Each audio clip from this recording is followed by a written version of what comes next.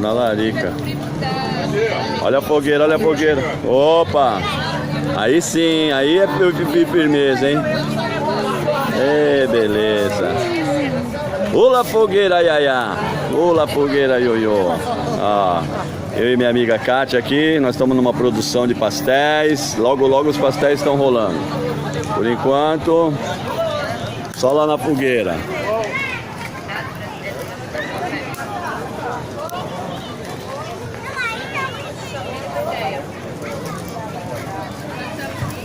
O óleo está aquecendo, ainda está frio.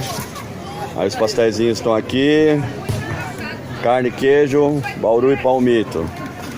Tá revestido, viu, gente? Não é porque viu o papelãozinho aí que vai achar que tá tudo com plástico aqui. Não tem perigo, não. É só pra gente poder... Vaca do beijo? É, se quiser beijar, meu amigo, ó.